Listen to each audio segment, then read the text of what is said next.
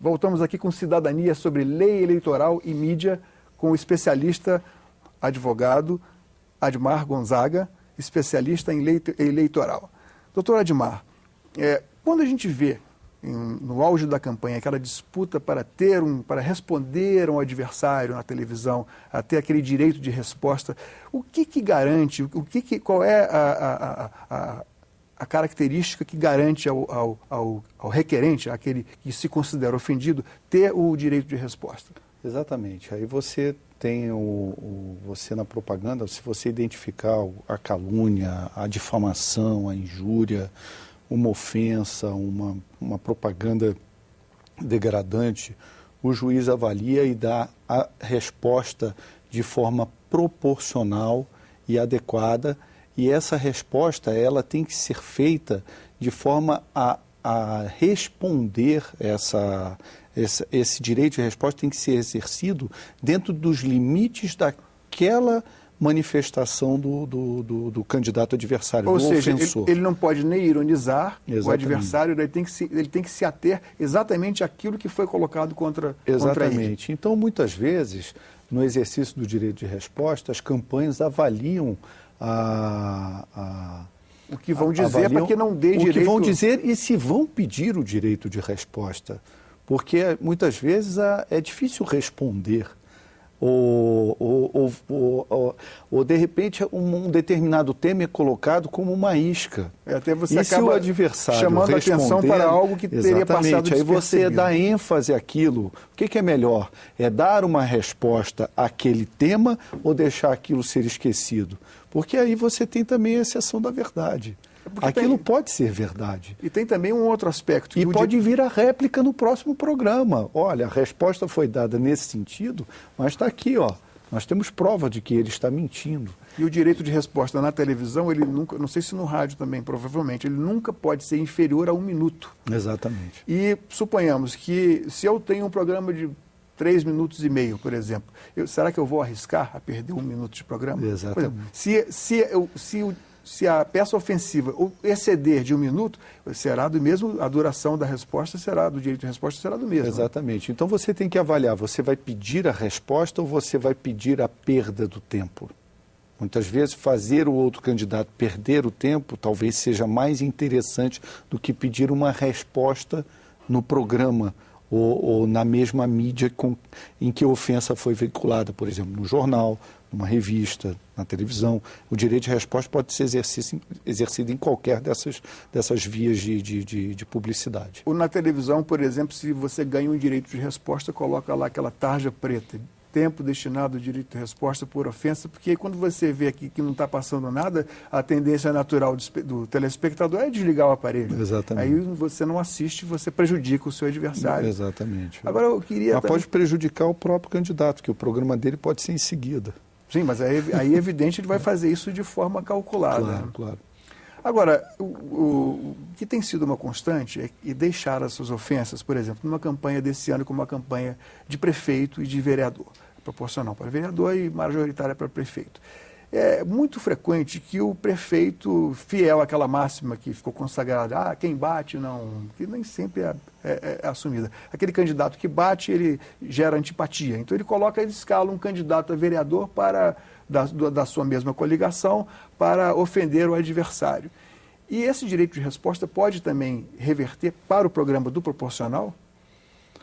Olha, aí não. Você aí tem campanhas apartadas, você faz a resposta.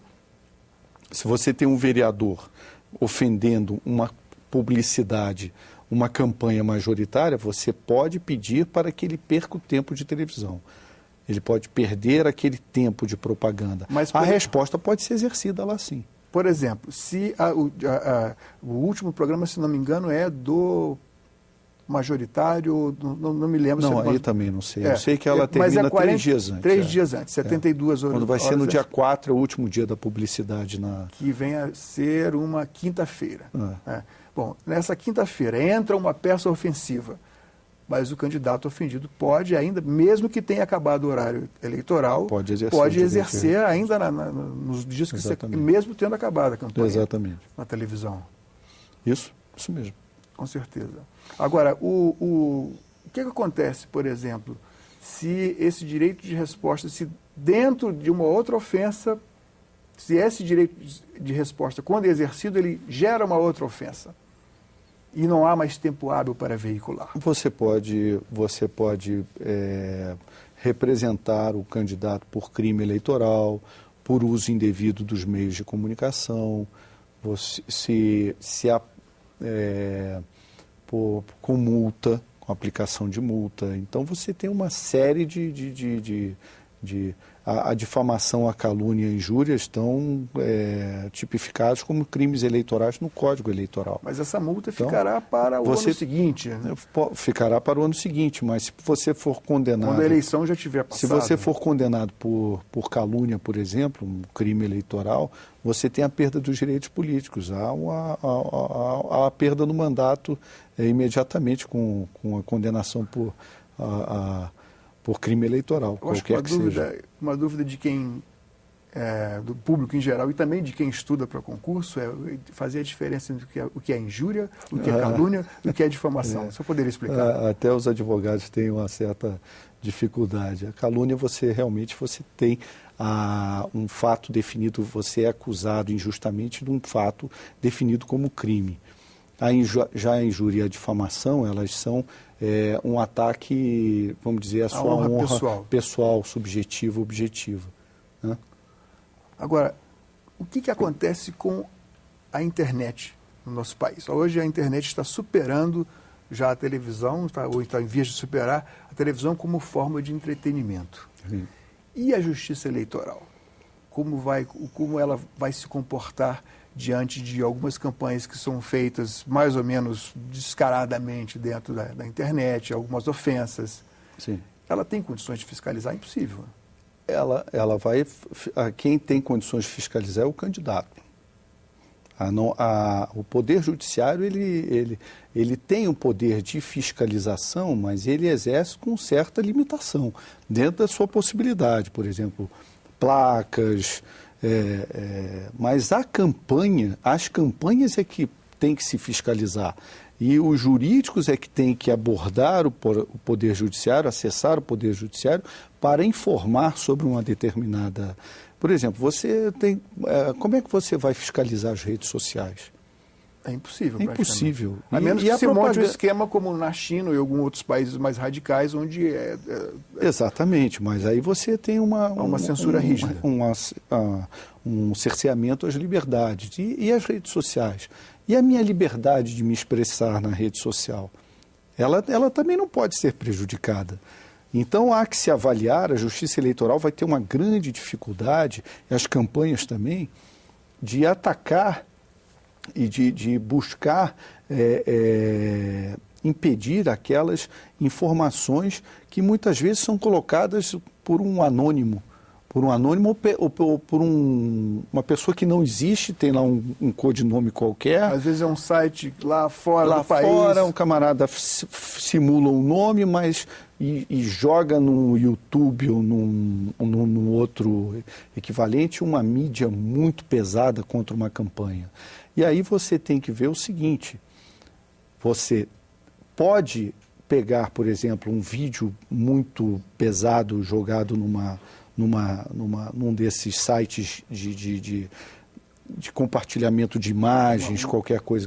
Quem é o beneficiado daquilo? Quem é o beneficiado daquilo? Buscar ver se há alguma possibilidade de se identificar quem fez aquilo, se for possível. Contratar um advogado não é tão barato não, assim. Né? Mas as campanhas geralmente se estruturam. E as campanhas de cidades pequenas geralmente não se utilizam desses recursos, não tem nem grandes acessos a esses recursos. O senhor é a favor ou contra o financiamento público de campanhas? Sim. Olha, bem direto. Eu não sou a favor do financiamento público de campanha por causa do nosso sistema de listas abertas. E se nós tivéssemos um sistema de lista fechada, que houvesse um controle partidário, você poderia fazer um controle da aplicação desses recursos. Você não pode, como fazer uma porque não pode haver destinação de dinheiro público para a pessoa física. Exatamente. Fica muito complicada a fiscalização e até mesmo de que forma isso vai ser distribuído, e são milhares de candidatos, o volume de recursos que isso demandaria. Se nós tivéssemos, ainda eu acho que nós temos que resolver outras coisas antes de chegar nessa discussão de financiamento público de campanha. Por enquanto, nós temos um sistema estamos avançando aos poucos, a ficha limpa. Exatamente. Esse negócio de reformas políticas, se geralmente reforma política acaba numa reforma eleitoral, entendeu? E essa reforma eleitoral limitada é sempre feita na última hora, de forma muito apressada, sem uma visão de conjunto. E ninguém vai querer dar o tiro no pé. Exatamente. Agora, voltando um pouquinho à internet, o senhor acha que a internet, tendo uma importância maior que a televisão, isso acabará barateando os custos de campanha? Olha, baratear custo de campanha eu acho impossível, porque a cada restrição que se faz, o custo da burla acaba sendo maior. Então, eu acho impossível. E também proibir não é adequado. A internet e a televisão vão acabar se fundindo. É o que eu tenho visto. Os aparelhos de televisão estão virando monitores de internet, e isso terá que ser resolvido de forma paulatina. E ocorre que a dinâmica do legislativo ela é muito diferente da evolução dessas tecnologias.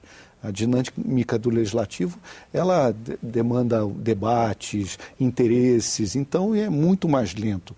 Então, você faz uma norma adequada e aplica aquilo, vamos dizer assim, de acordo com o que se tem no sistema jurídico, né, do sistema legislativo, você já tem condições de aplicar e identificar abusos e por analogia, se aplicar uma norma a uma circunstância que ainda não foi exatamente prevista. É lógico que isso não pode ser feito na questão criminal, né?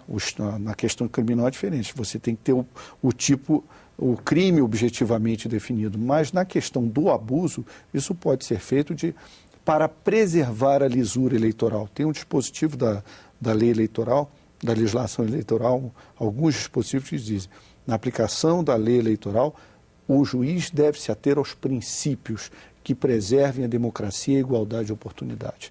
É esse o objetivo, e a nossa legislação está bem aparelhada para coibir essas práticas reprováveis. Doutor Admar, muito obrigado pela sua presença aqui no nosso estúdio. Foi bastante esclarecedora a sua entrevista. Eu que agradeço a oportunidade. Cidadania recebeu o advogado Admar Gonzaga, especialista em lei eleitoral.